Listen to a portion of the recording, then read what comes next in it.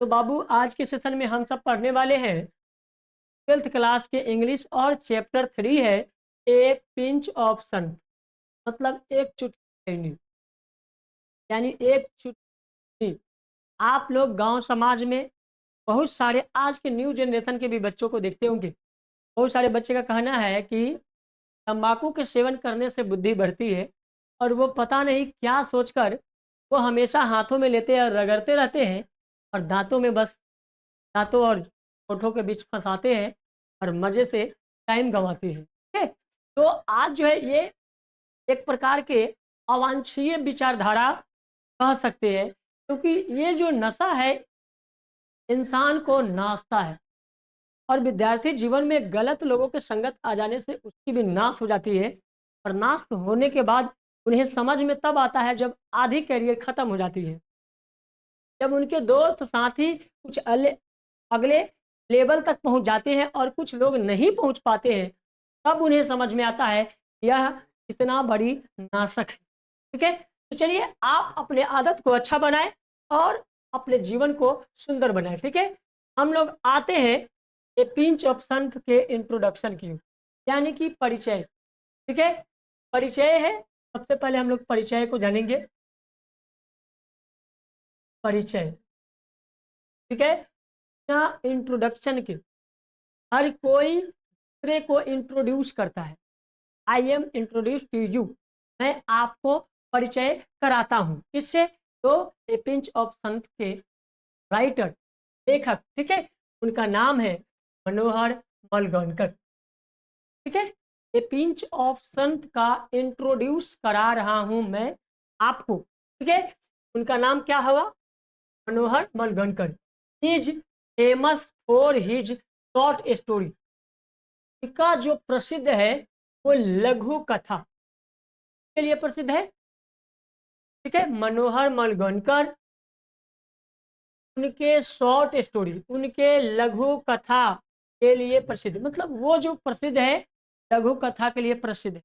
ठीक है, आगे दिया एंड नोवेल्स, उपन्यासकार। ठीक है, दुनिया का सबसे बड़ा अवार्ड है जिसका नाम नोबेल है। इस तरह भारत के सबसे बड़े अवार्ड को भारत रत्न कहते हैं, इसी तरह दुनिया के सबसे बड़े अवार्ड को नोबल्स कहते हैं।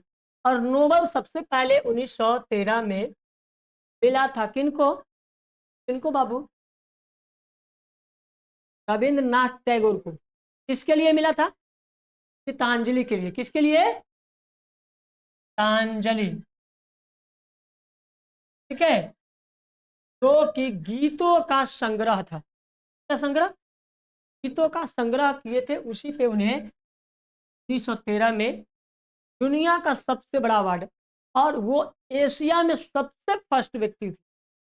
पूरे एशिया में पहली बार जो है उनको मिला, इसके वजह से चाइना, पाकिस्तान, अफगानिस्तान, बलूचिस्तान, अड़ोस पड़ोस के देशों में खलबली पैदा हो गई कि भारत आखिरकार ये दुनिया का सबसे बड़ा अवार्ड भी ले लिया। तो 1913 में खलबलाहटें आई थी, बहुत तहलका मच गया था। पूरे एशिया में नंबर 1 व्यक्ति कोई हो जाए, उस देश का गरिमा कहा जाता है, समझ सकते।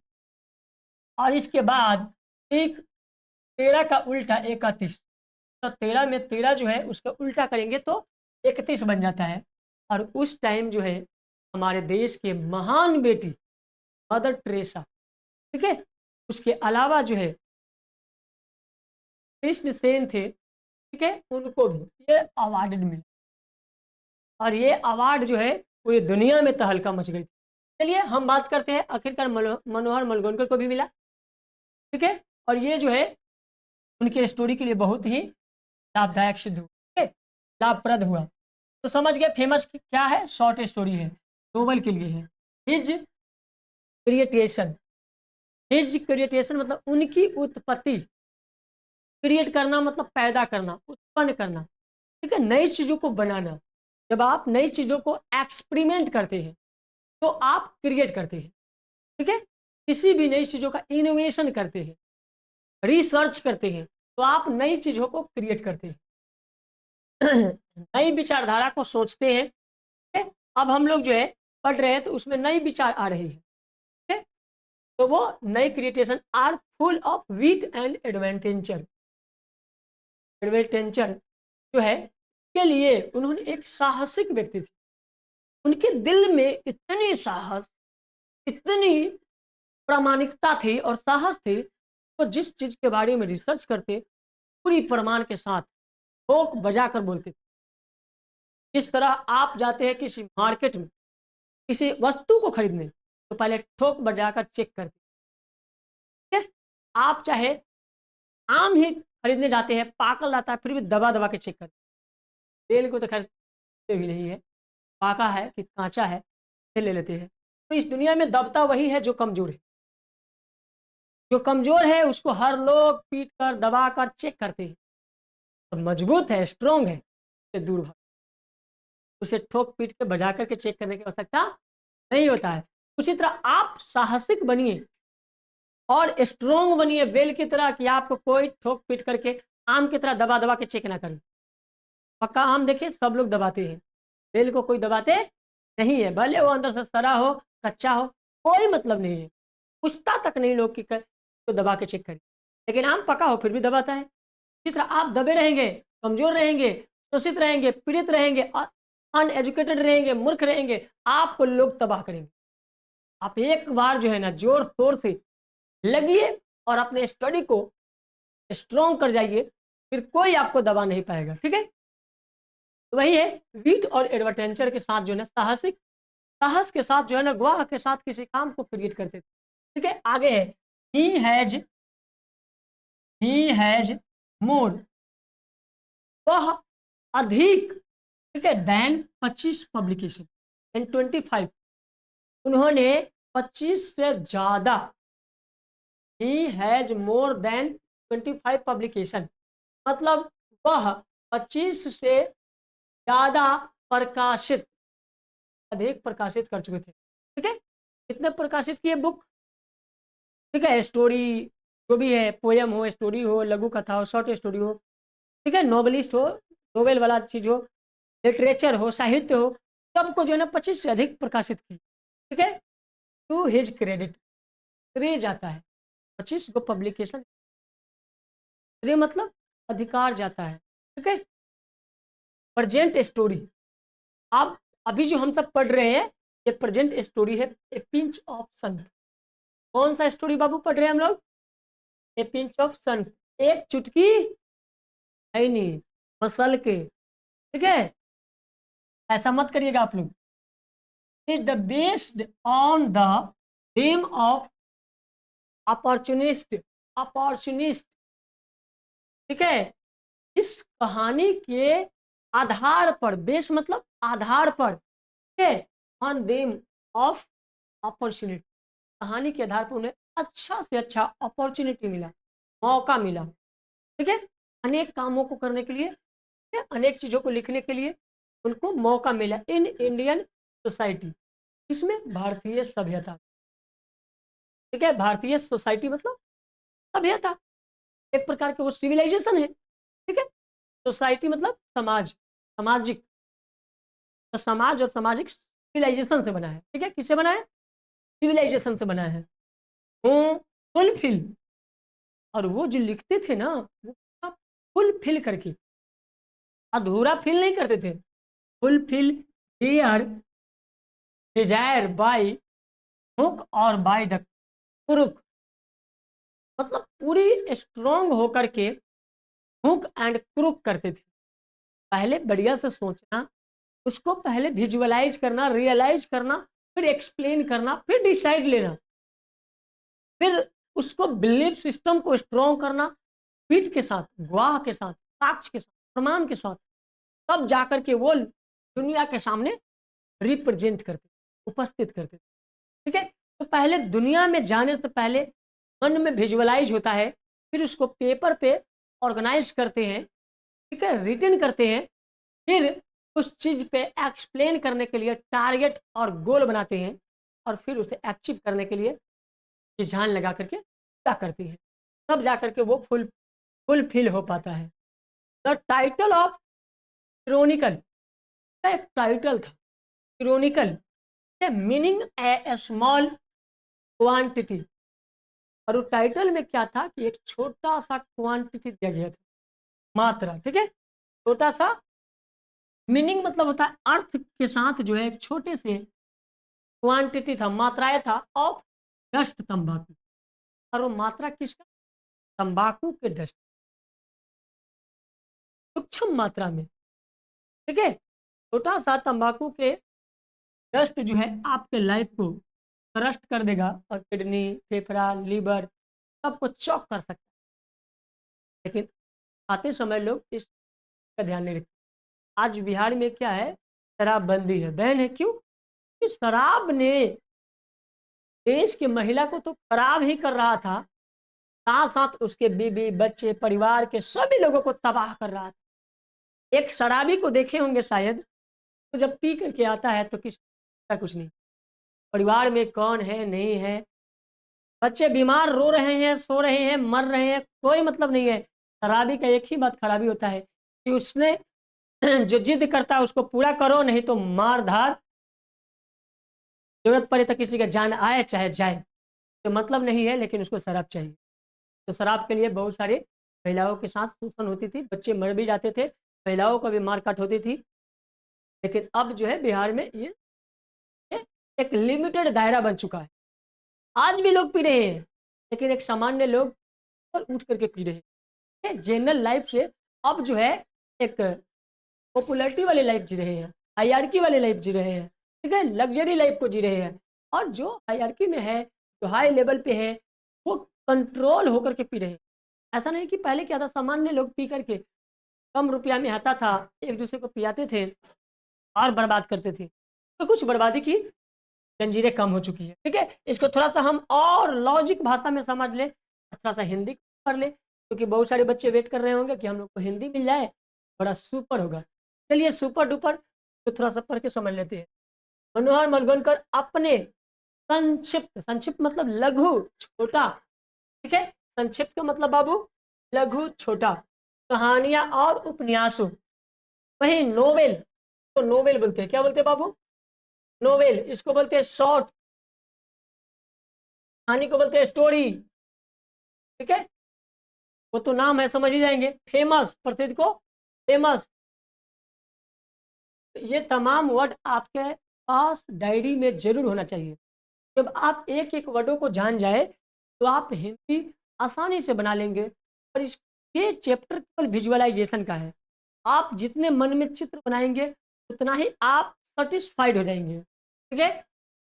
तो उनकी रचनाएं जो है, क्रियाओं, क्रियाओं मतलब कामों, एक्सपेरिमेंट करते थे वर्क के साथ, ठीक है, एवं बुद्धिमत्ता, इंटेलिजेंस पावर से परिपूर्ण थे। पहले सेटिस्फाइड होते थे, कामों से सेटिस्फाइड होना, ठीक है। कहते नहीं केवल सुनने से कुछ नहीं होता, काम के बारे में सुनते हैं, हम कम सीख पाते हैं, लेकिन उस काम को करते हैं ज्यादा सीख पाते, ठीक है।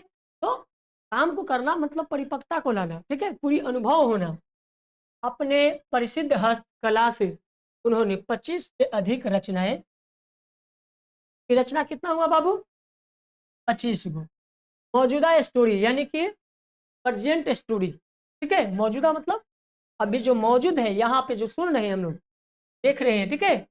तो मौजूदा स्टोरी जो है भारतीय समाज में अवसरवादियों पर आधारित है। ये बहुत बड़ा अपॉर्चुनिटी देता है आपको भी और इस चैप्टर में कहानीकार को भी, ठीक है। ये बहुत बड़ा अपॉर्चुनिटी दे रहा है, ठीक है।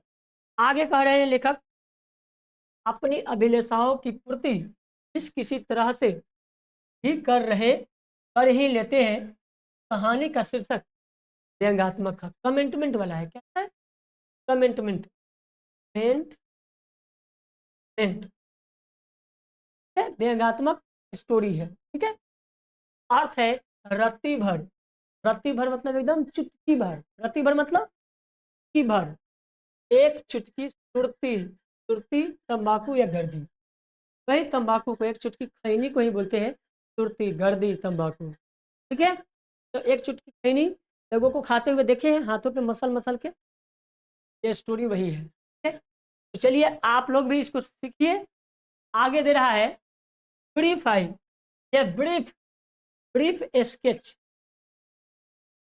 वर्णन करना है इस स्केच को यानी कि स्टोरी को। ठीक है, आगे देखिए, द होल स्टोरी, संपूर्ण, होल मतलब पूरा, संपूर्ण। ठीक है, तो पूरा स्टोरी जो है, संपूर्ण स्टोरी, संपूर्ण स्टोरी कहिए या पूरा स्टोरी कहिए, is around the central character Nanu का। इस कहानी में पूरा का पूरा श्रेय नानू काका के चरित्र यानी केंद्रीय चरित्र के चारों तरफ जो है घेरा हुआ है, अराउंड किया गया है। पूरी की पूरी स्टोरी किस पे है आधारित? नानू काका के ऊपर आधारित है। ठीक है, आगे चलते हैं। ही इज एन अनवांटेड, वह नहीं चाहते हैं न इच्छा के, based in the house of an under secretary,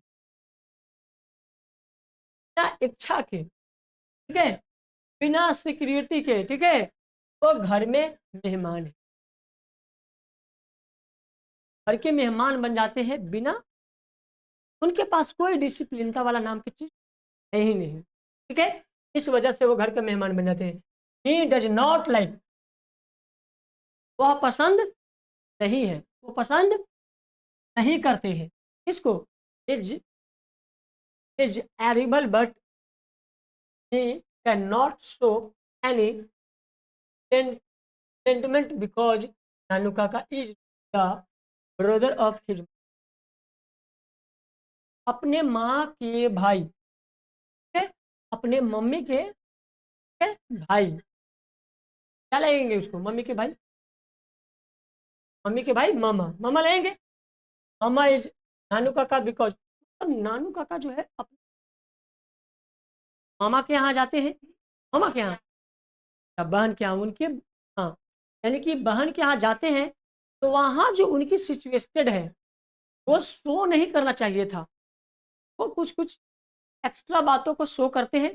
minister से मिलने उलने की बात है वगैरह वगैरह, बहुत सारी बातें होती है, तो उनको शो नहीं करना चाहिए था। हर रिश्ते, कहते ना रिश्तेदारी में जाओ तो वहाँ ढिलाई कम, चिल्लाई कम। ठीक है, ढिलाई चिल्लाई करेंगे तो समझ जाएगा कि ये ढिलाई, हिलर और चिल्लर गेस्ट है। ठीक है, लेकिन उसमें से एक ए भी आ जाते हैं, तो इसीलिए ही इज कंप्लीटेड, ठीक है, to show respect to his, to this maternal,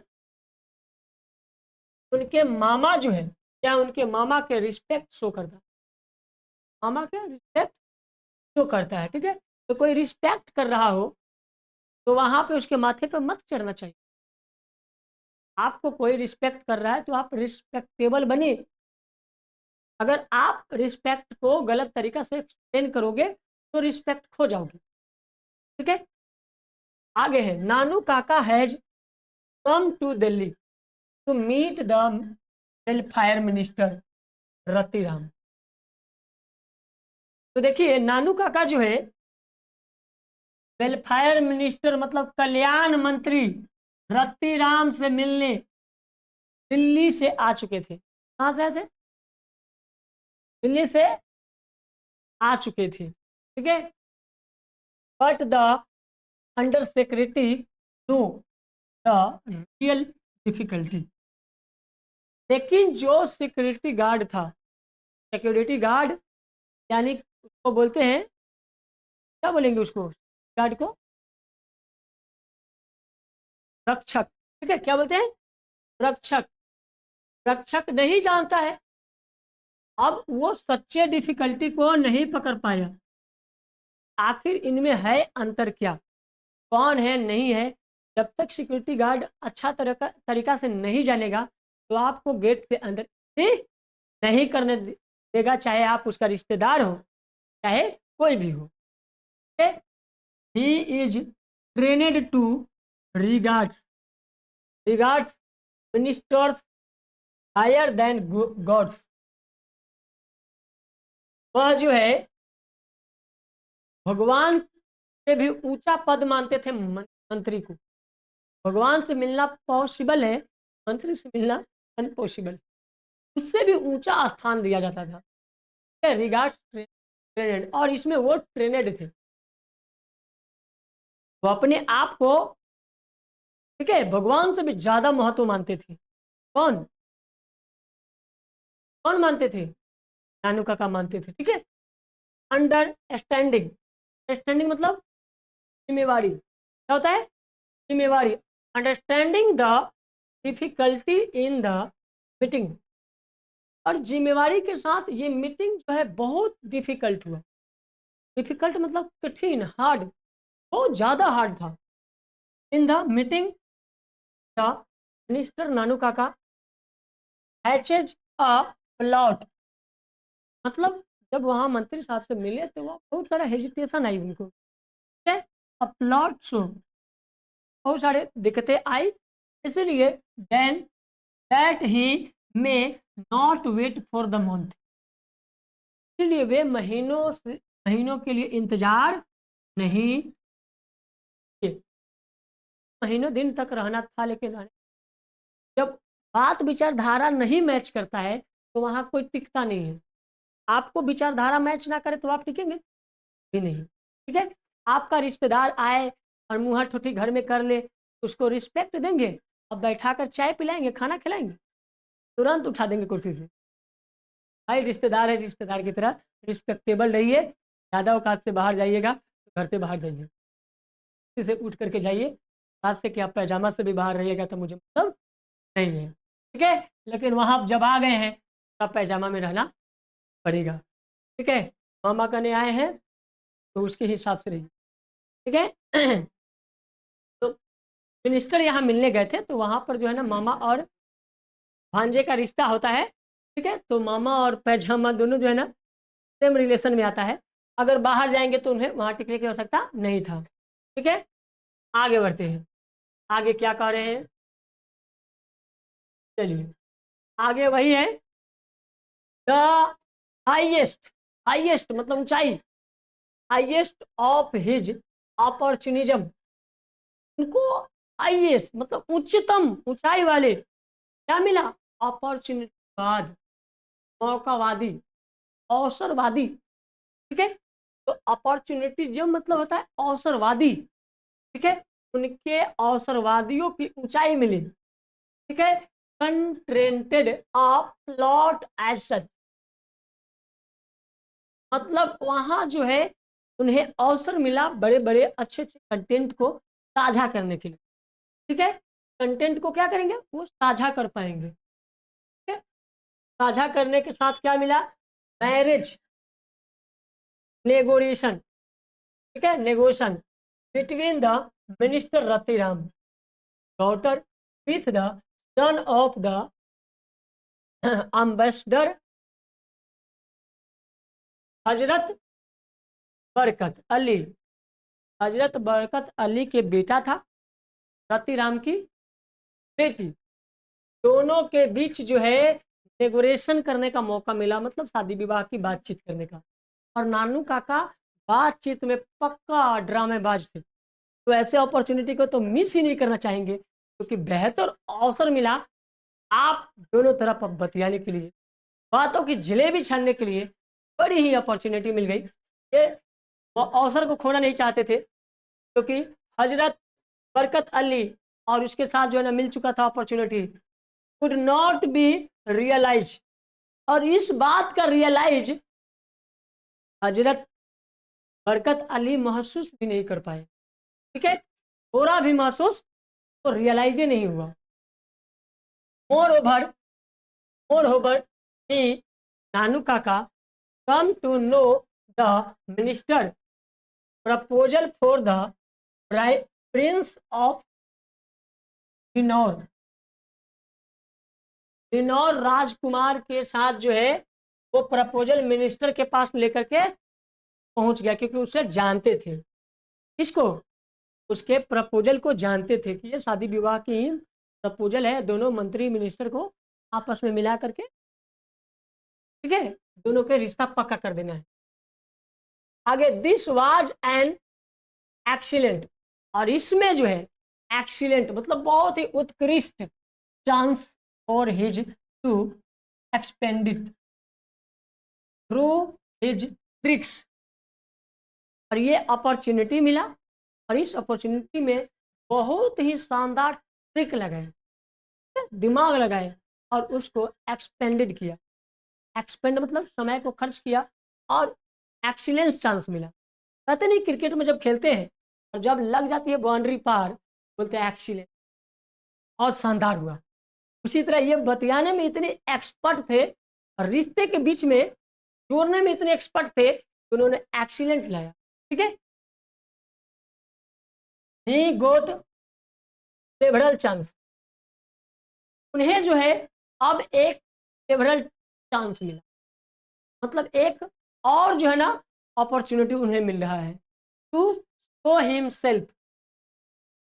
पहले प्रस्ताव खुद के लिए रखा गया as a rich and royal pandit of Deccan style.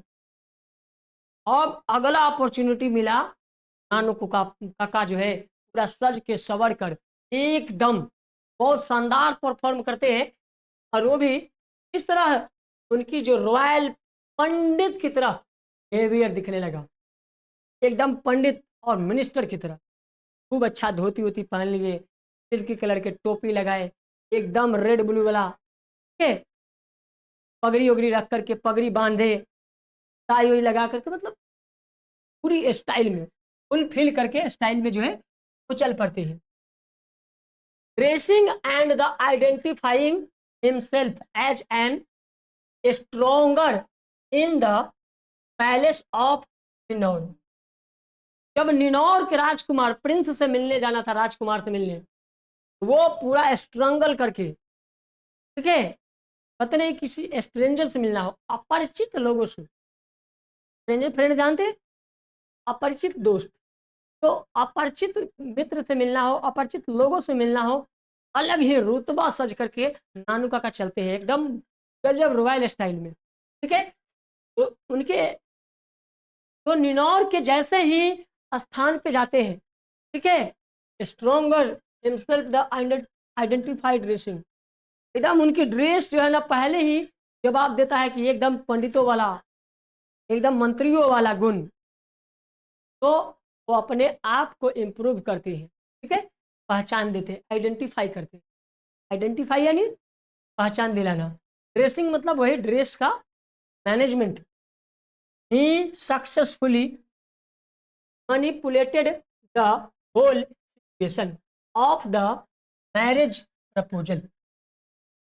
शादी के प्रस्ताव जो है उनके पहनावा ओढ़ावा ने एकदम उसे, उन सिचुएशन को, संपूर्ण हालात को देखते हुए उन्हें सक्सेसफुल, सफलतापूर्वक उन्हें प्रपोजल प्रस्ताव मिला। ठीक है, he dressed the under secretary as a typical royal driver of an outlandish big car and fair humble attendant. मतलब वहां जो है उनके साथ जो लोग भी थे पूरे अटेंड जो हुए, एकदम मेला जिसे होता है मेला भीड़ भाड़, एकदम खूब अच्छा कार में, बड़ा सा कार में सज के सवर कर, और ड्राइवर एक जो है ना रॉयल ड्राइवर मिला, ड्राइवर को बैठाए और टाइपिकली जो बॉडी लैंग्वेज था एकदम गजब की, रॉयल गार्ड की तरह, गार्ड भी साथ में हो गया, और तब चल पड़ी। तब देखने के बाद लगता था कि मंत्री जी तो यही है, यानी कि मंत्री वाला पूरा का पूरा गुण एडप। आ गया यार, all through the under secretary was very much scared but he had to obey him.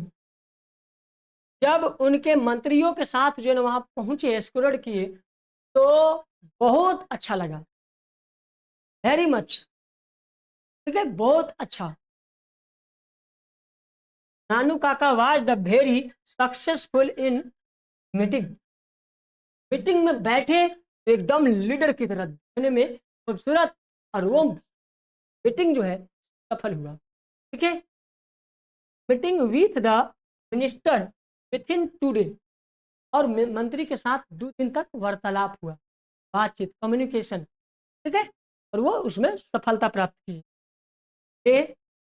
Pushing himself as the royal stronger is the palace of Ninaur. ये निनौर के पैलेस पर, ठीक है, अपरिचित लोगों से भी खूब अच्छा से परिचय किए, क्योंकि बात बनाने का बवंडर के अंदर ये टेक्निक बहुत शानदार था, ठीक है, ये टेक्निक ने सबका दिल जीत लिया। इस story indicated the political and, ये जो इस कहानी है वो राजनीतिक पे आधारित है, राजनीतिक पे आधारित है। आगे चलिए, पॉलिटिकल एंड जो है सोशल, सोशल जानते हैं, सोशल कल्चरल, सोशियो कल्चरल बोलते हैं उसको, सोशल कल्चरल को ही सोशियो कल्चरल, ठीक है, pattern of the name India and how opportunist exploit and pandit like the sudden enhance of the तंबाकू डस्ट।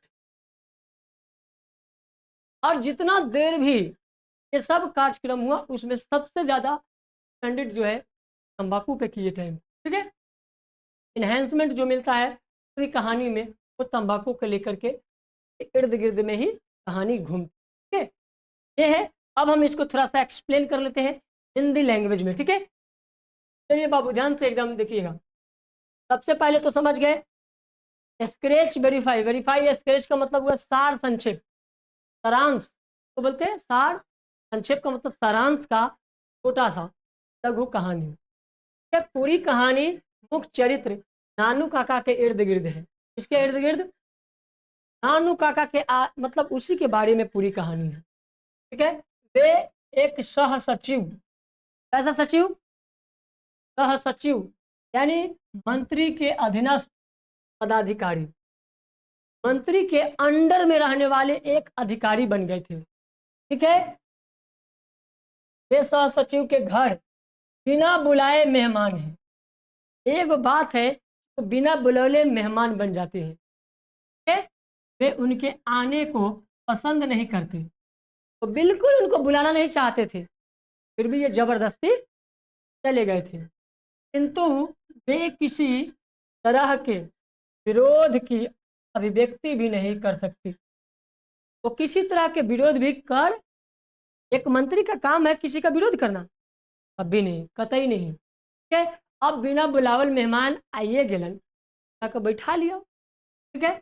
अब मेहमान जी को कैसे काम कि तू चल जा, अच्छा बात तो नहीं के उनका को वेलकम कर गए, क्योंकि तो नानू काका जो है उनकी माँ के भाई, ठीक है, माँ के भाई यानी कि उनके बेटा का मामा, ठीक है। अब रिश्तेदारी में चार बहनोई के रिश्ता जब हो गया तो कैसे भगा दिया जाए। अब मान लेते हैं कि बहनोई बड़े पद पे हो तो सार का वैल्यू नहीं है, सत नहीं है, तो रिस्पेक्ट देते हैं, ठीक है। वे अपने मामा के प्रति आदर भाव दिखलाने के लिए बाध्य है। उनके जो बेटा था, ठीक है, अब वो अपने मामा के प्रति आदर भाव दिखलाने की कोशिश करते हैं, ठीक है, उसके लिए बाध्य करते हैं। नानू काका दिल्ली में कल्याण मंत्री रतिराम से मिलने आए हैं, दिल्ली के मंत्री से मिलने आए हैं रतिराम से, किंतु वे सह सचिव को वास्तविक कठिनाइयां का पता है। ट्रेनिंग के दरमियान उसे बताया गया है कि मंत्री भगवान से भी ज्यादा बड़े होते हैं। वो इतना ट्रेनड हो गया है, नानू काका हो गए हैं, तो उनको इतना मालूम है कि मंत्री से भी माने भगवान से भी बड़ा मंत्री होता है। मंत्री से मिलने में कठिनाइयां का अनुभव करने के बाद नानू काका ने एक योजना बनाया या गढ़ा, ताकि उन्हें महीना महीना तक प्रतीक्षा न करना पड़े। अपने उनके अवसरवादिता की पराकाष्ठा इस प्रकार थी कि मिनिस्टर रतिराम की लड़की एवं राजदूत हजरत बख्श के लड़के की शादी की बात चली थी। अब मंत्री से महीनों महीनों मिलने की बात है, कि बीच में हम कैसे पॉइंट लाए कि जल्दी मिल ले, तो इसी में शादी का प्रस्ताव ला देता है ताकि जल्दी से मिला जा सके। ठीक है, मंत्री साहब अंदर सुनेंगे कि हाँ आपके बेटी के प्रस्ताव लेके आए हैं, आपके बेटे के प्रस्ताव लेके आए हैं, प्रपोजल शादी का। तुरंत कहेंगे हाँ हाँ भेज दीजिए, कहेंगे ना, वहां पे तो नहीं रुकेगा गेट पे, नहीं ना कहेंगे मंत्री साहब के नहीं नहीं नहीं आने दीजिए, 2 महीने के बाद, 10 दिन के बाद। तुरंत कहेंगे कि आने दीजिए, हमारे गेस्ट है, हमारे मेहमान है, धारिये वेलकम है मेहमान जी। ठीक है, तो इस तरह जो है महीनों 2 महीना की काम 1 दिनों में हो जाता है। ये नानू काका के दिमाग है। ठीक है, जो संभव ना हो सकी थी, इसके बाद मंत्री जी ने किन्नौर में संभव कर दिया। ठीक है, मंत्री को से मिलना पड़ गया। अब बात आता है, मंत्री के राजकुमार से रिश्ता तय करने की बात सोची थी, या उसको नानू काका को पता चला यह एक अच्छा मौका था। नानू काका को ये बात मौका पता चला और ये अपॉर्चुनिटी गोल्डन अपॉर्चुनिटी था। इसी पर नानू काका अपनी तकरीबन पर साहसपूर्ण ढंग से खेल गए। उन्होंने बहुत अवसरों पर आपको धनी एवं साहसिक, शाही मतलब साहसिक, ठीक है, व्यक्ति के रूप में दिखाया गया है।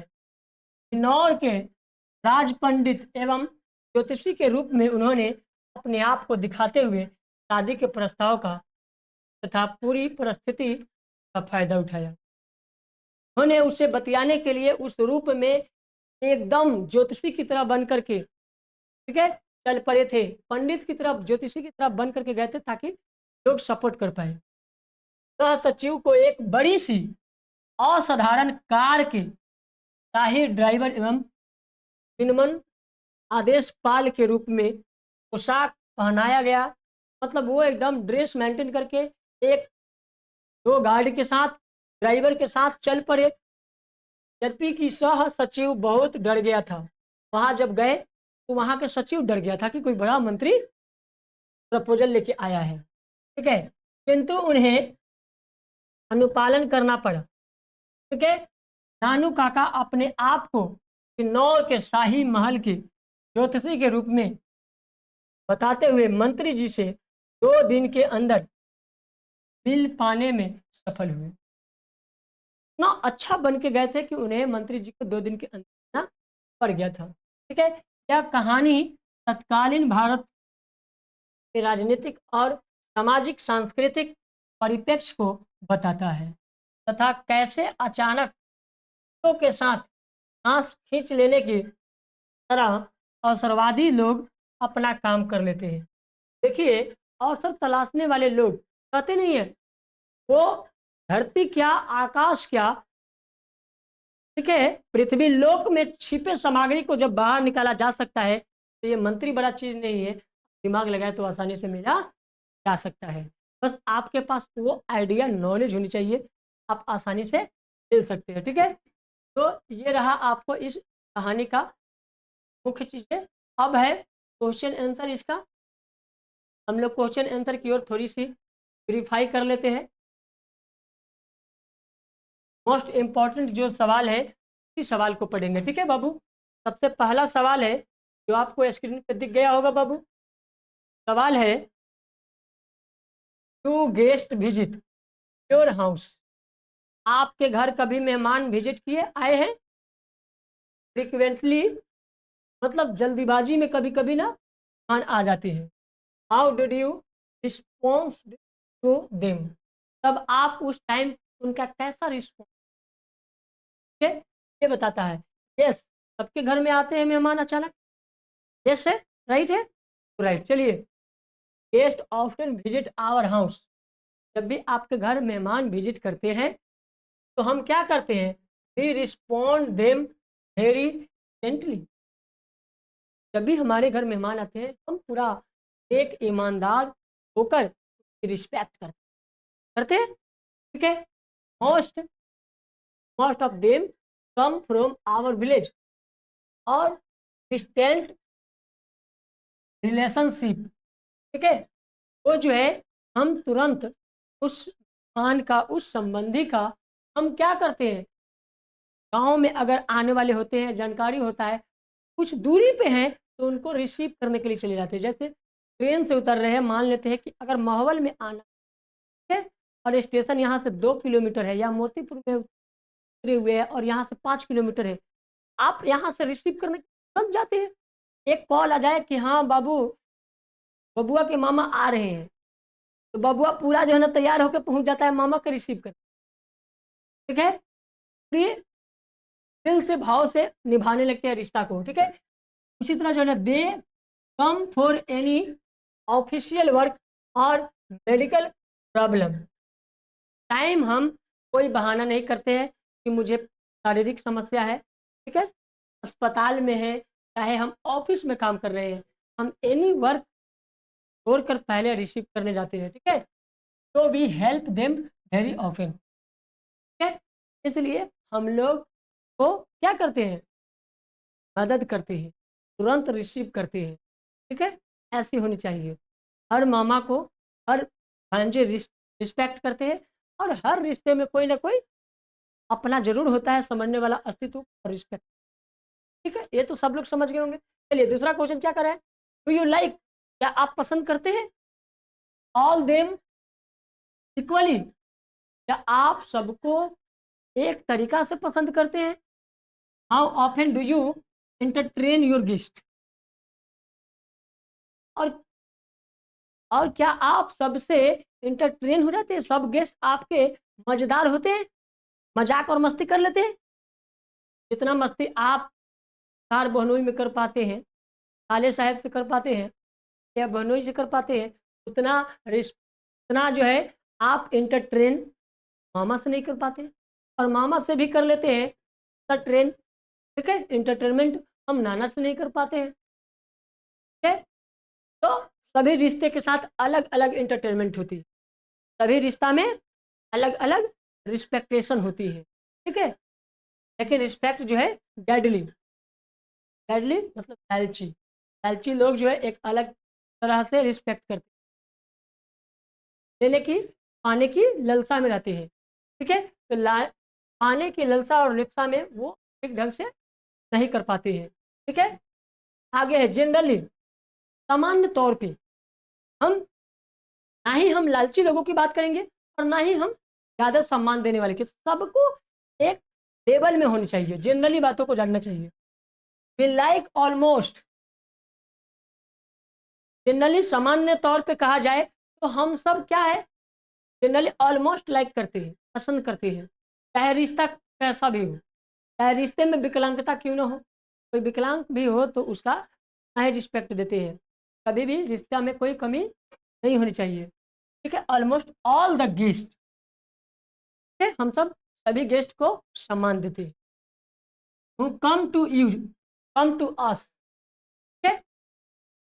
कोई भी रिश्तेदार हमारे पास आए तो हम उन्हें सम्मान भाव से ऑलमोस्ट लाइक करते हैं, पसंद करते हैं।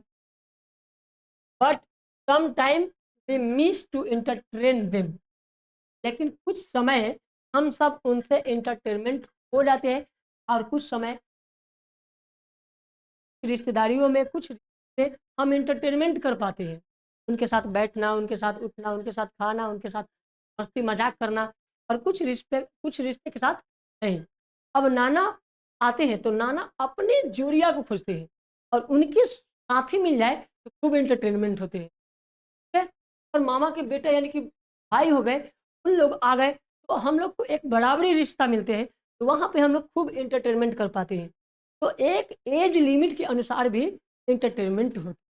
ठीक है, एज लिमिट भी पे वर्क करता है।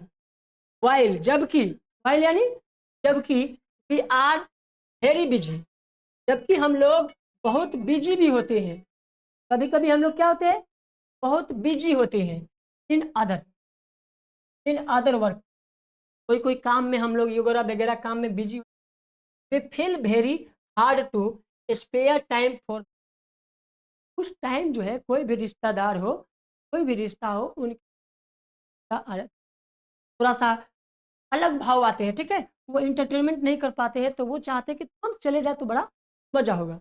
कोई भी रिश्ता में अगर प्रेमता नहीं है, नर्मता नहीं है, तो वहाँ टिकता नहीं है। But other member of the family help, ठीक है। उसके अलावा जो है हमारे सदस्य में कोई और जो है उनको मदद, ठीक है, मदद करता है। सब के अलावा भी अब मामा आए तो मामा मामा के भाई यानी कि बहन हो गए, ठीक है। माँ जो है उनके साथ इंटरटेनमेंट कर पाती है, तो वहाँ पे मन लग पाता है। लेकिन फिर वो नहीं रहे तो और बोरिंग होता है, बोरिंग लाइफ हो जाता है, ठीक है। एंड द कॉर्पोरेट दिम, एक दूसरे को सहयोग करते हैं, दुख सुख बांटते हैं, बताते हैं, ठीक है? इस तरह से इंटरटेनमेंट होते हैं।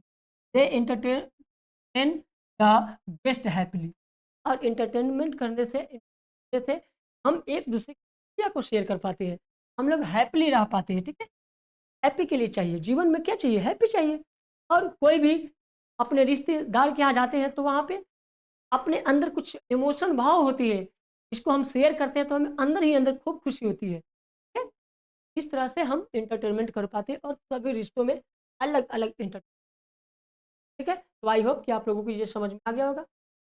धन्यवाद, हम फिर मिलते हैं नेक्स्ट वीडियो में और इसके नेक्स्ट क्वेश्चन आंसर को जानेंगे।